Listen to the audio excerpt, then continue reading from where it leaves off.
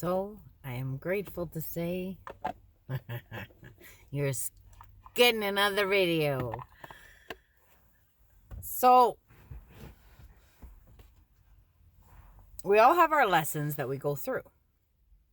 Have you ever noticed how we make a decision and then we replay those decisions in our mind? And as a woman, I don't know that I know how my brain thinks, whether it's woman, man, or whatever. Is they the proper term? I don't even know. I'm not even going there.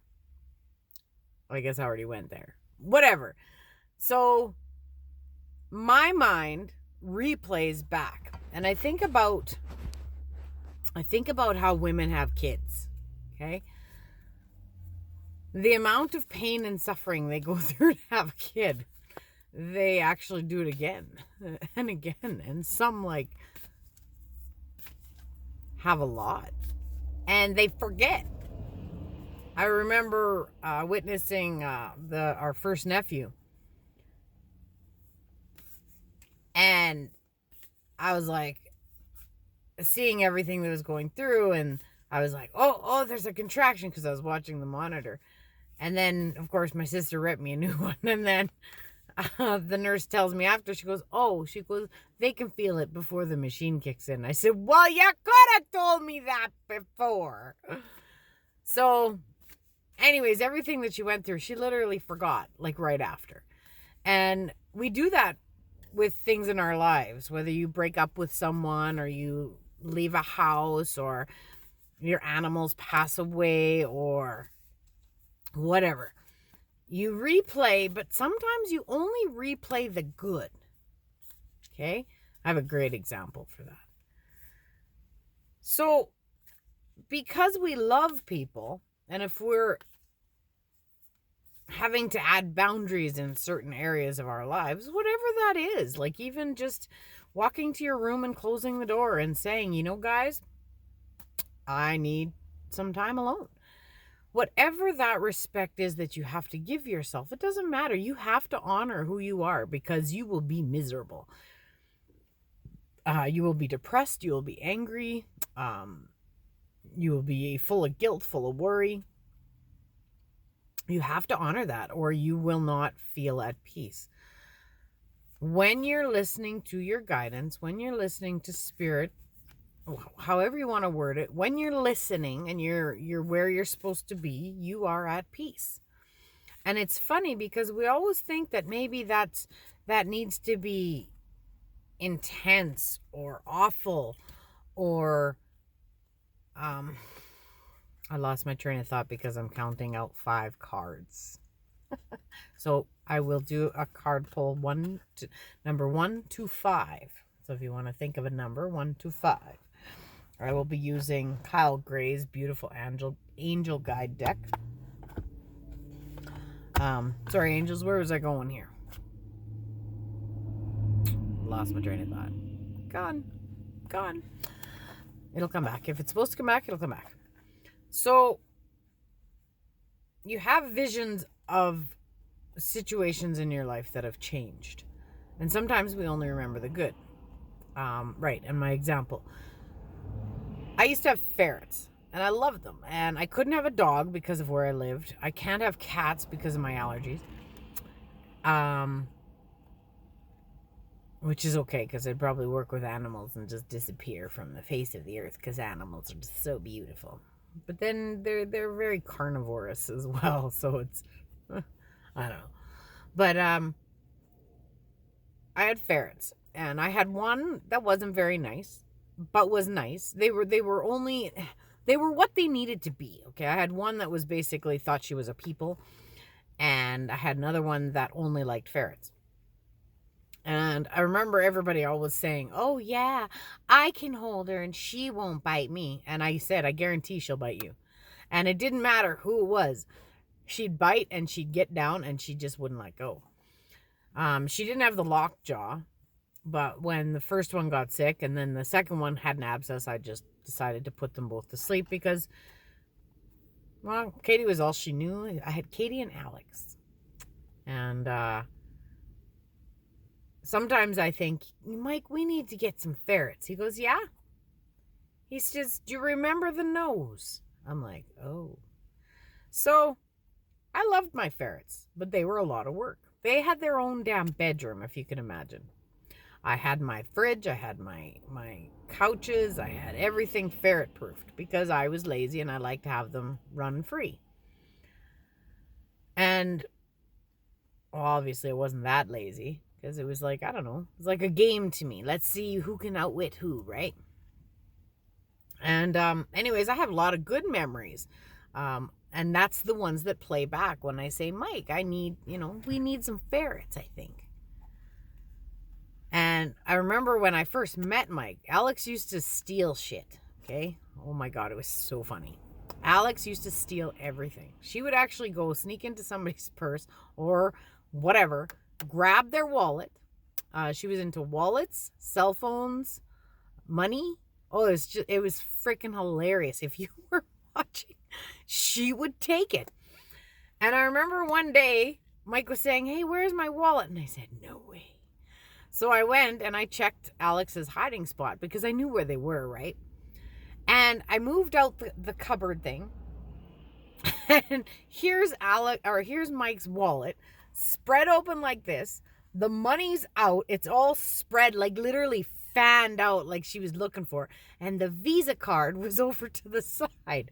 I said, this is the best Visa commercial ever. This would be a great advertising for Visa. A ferret knew what was important. It was priceless. And so you remember things like that and how she used to make you laugh. And I do remember her biting, and I'd have to grab her bum, like to play with her. I'd have to grab her bum, throw her on her back and scoot her around like this. And she'd be like, ah, you touched me. And she'd freak out and she'd do these little noises when she was so excited. And she'd be like, but you couldn't trust her. You couldn't trust her. You couldn't let your guard down for 1 second. So as I'm thinking of this, Mike says, do you remember the nose? So I was laying down on the couch and I fell asleep. Of course, I left the girls out. I said, they'll be okay.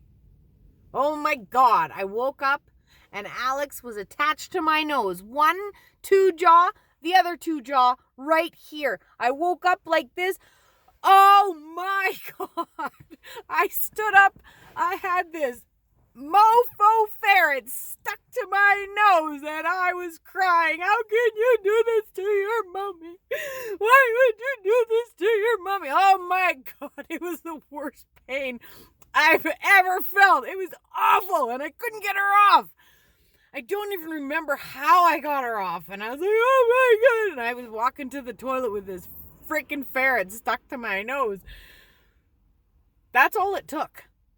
Okay, so sometimes you need to make decisions in your life. Maybe not this dramatic and fun, but sometimes you need to make decisions in your life and you can't go back and not remember the other stuff too.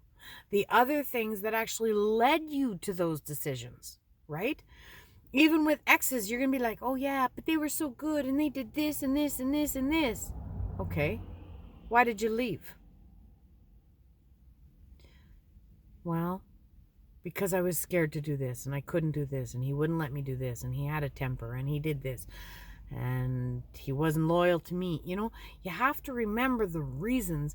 And if you're going to give somebody a second chance, with that being said, have those reasons changed. Okay? I remember after seeing my ex, after 20 years, oh my God, he can still talk the same. And my heart was like, woo! And I'm like, whoa, dude, what the hell? And I'm like, oh my God, why do I feel these things? Because the same things that got me into that mess were still there. However, I listened and I'm like,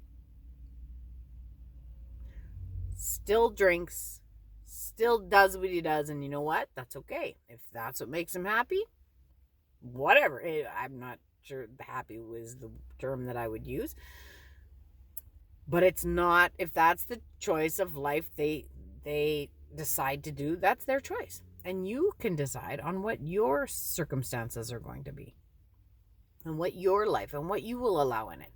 Me and Mike, we like a no drug, no alcohol, no, because, I get sad, and drugs and alcohol for me are depressant, and they make me very upset and very sad and very stressed, and they cause me nothing but grief. So for me, no. I mean, if that's your choice and what you need to get through something, I don't recommend it as 100% every day of life, because you're not in life. You're using a crutch to get through life. If you need that crutch for a little while the ankle heals, I get it, but it's when that crutch becomes the crutch and you don't know how to throw that crutch away. You forget how to walk. Okay. That's where I go when it comes to addiction and drugs and alcohol and medication.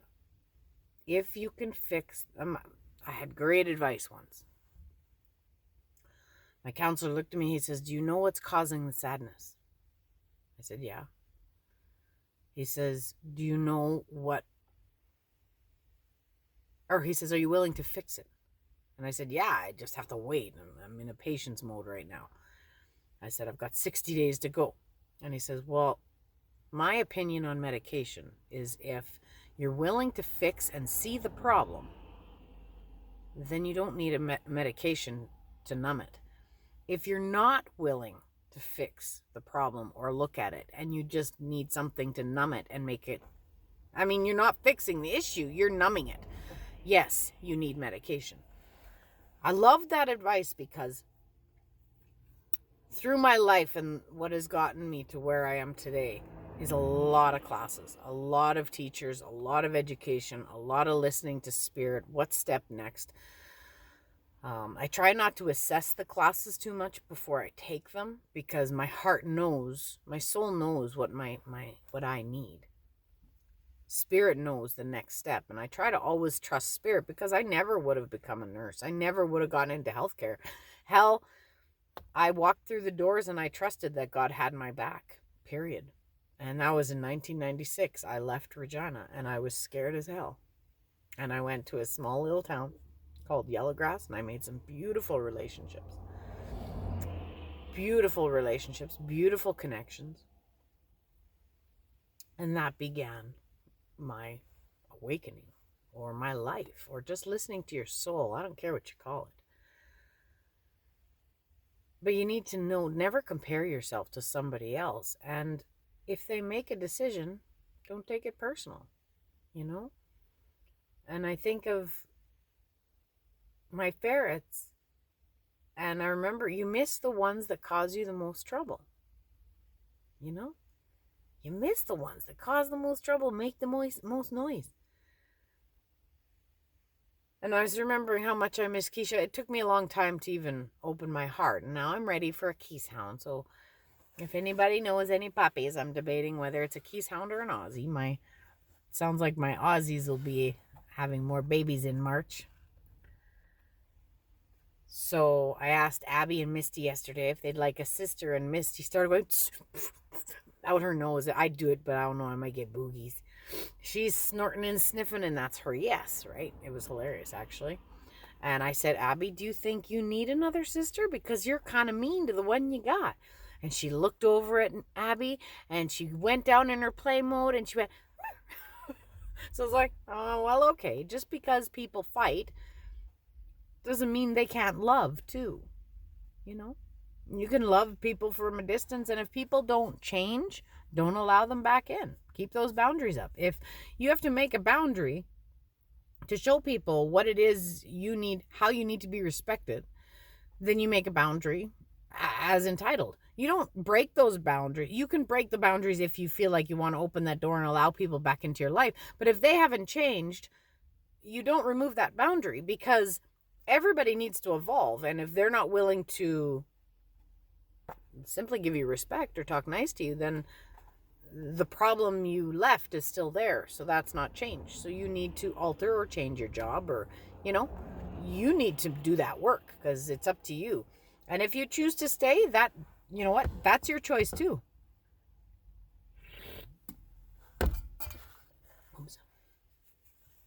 It's your choice to stay, and you have every right to stay or go, or not proceed, or not go, or go backwards, or whatever. All right. Number 1. We'll do number 1 to 5, whatever resonates with you. Ease and grace. I know the words are backwards, but that's okay. Ease and grace. This is the time to learn and adapt. You are being guided to slow down. Take your time. Take in the current moment and allow space for events to occur. You often put too much pressure on and expectation on yourself, and this is not required. Also, with constant effort and rush, you'll find yourself becoming overwhelmed and tired. When you are too forceful, you use up too much energy, and that may hinder your progress at this time. If you're in a difficult situation at work or with other people, don't feel you have to prove your skills, talents, or worth. Just step back and breathe. And through grace, you will be seen, understood, and recognized for who you truly are. My long tongue. You're being guided to flow like water. Don't feel the need to rush. Oh, my favorite bird's outside. I think that's a chickadee. They think it's spring. Uh-oh. It's beautiful today. Just beautiful where I am. Don't feel the need to rush or force your way ahead. A gentle approach will be more rewarding. I'm also reminded of a decision that I made. You make your decision, you plant your seeds, and see if it grows. We have no control over when we're going to get the answers, and you do as much as you can. You put in the effort when you need to put in the effort. You apply for those jobs, but it's not going to happen by itself. If you want something, you have to do stuff about it. You have to proceed. You have to walk forward. You have to take that step. But you can only take those steps as far as you can, and then you release it to the universe. You release it to God. You release it to your angels and say, okay, now it's up to you. And you know what? If all those things that you did don't amount into anything, I guarantee there were still miracles that happened because of it. Guarantee it. Have patience and move with subtlety and grace. Your angel guide is encouraging you to see life as a dance, one step at a time. You will make your way through the incredible journey, learning more and growing along the way. How can you move with more elegance? How can you slow down? How can you bring more grace and poise to your current situation? This is the time to soften, breathe, and move in a way that is steady but flowing.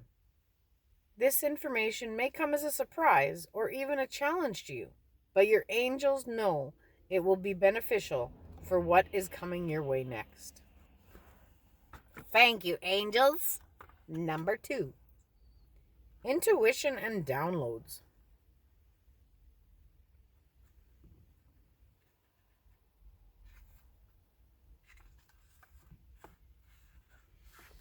Hearing high-pitched noises, seeing flickerings of light, and having some sense of beings are visiting you in your sleep are all signs that you are receiving downloads from heaven. When you draw this card, your angels want you to know that the feelings you are having and intuitive urges that you have been feeling are divinely inspired. If you feel you've been having psychic insights into a particular situation and have been wondering if you can trust them, this card is reassuring you that they are indeed correct. This is the time, then, when you are able to see, hear, and feel beyond the human senses. I keep seeing wolves. I will let that cat out of the bag once it's been manifested. Your intuition is becoming stronger, and you are in touch with your angels, guides, and other divine beings who are encouraging your growth and connection to the universe. Number 3, harmony and resolution.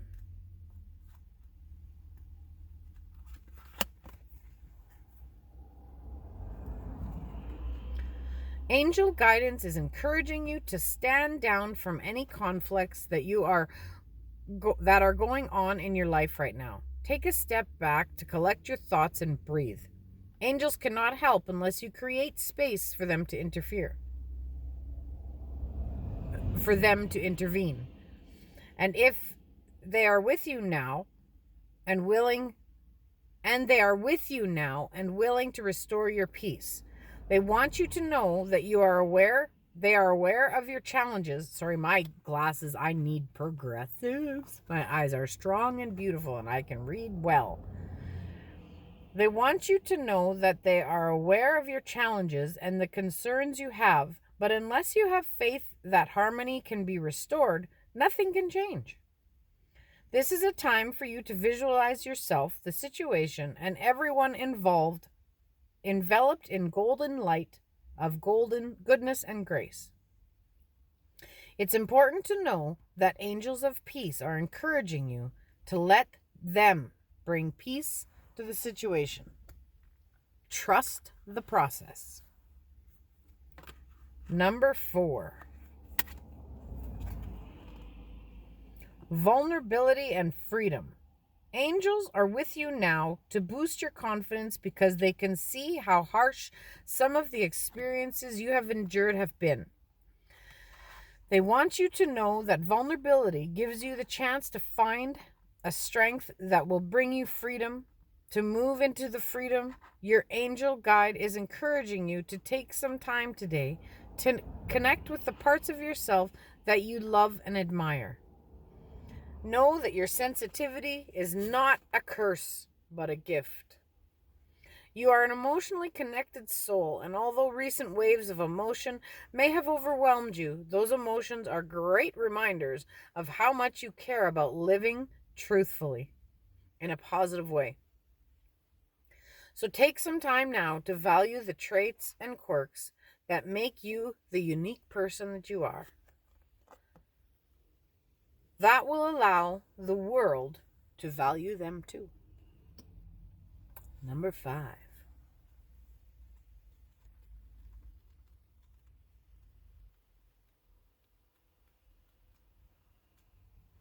La la la.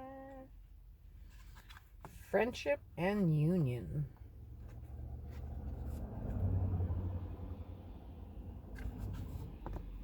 This is the time for coming together. Friendship and other connections are important now.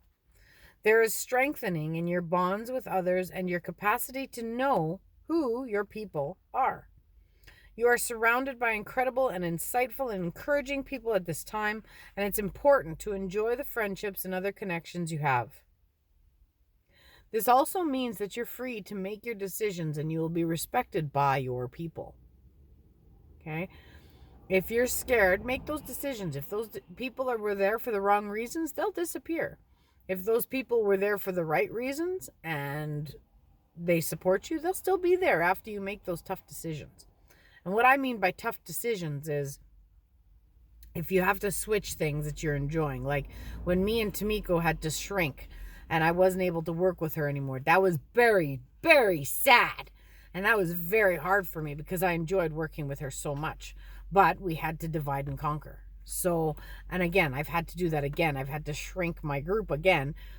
But if those people support me, then they'll always be there, right? Because it's our path, it's our guidance, and we got to honor that. And we got to listen. And sometimes when you're teaching somebody to own their power, and then all of a sudden they step in, it's like, holy shit, look how great they're doing, and then they don't need me anymore. And that's okay. You know, my sister says, I need you until my last breath. I said, in a way. I said, yes, that makes, it makes me feel good that you won't kick me out of your life. But the stuff that she's creating is unbelievable. And she's a leader, and she will lead. And leaders can come together, but leaders also stand very strongly alone to teach their own thing. So, and that's okay. You need to honor all of those.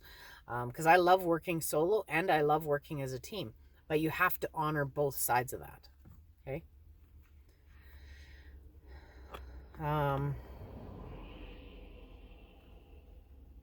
If you have felt disconnected or out of place for some time, know that you're moving into a far more supportive and joyful space now.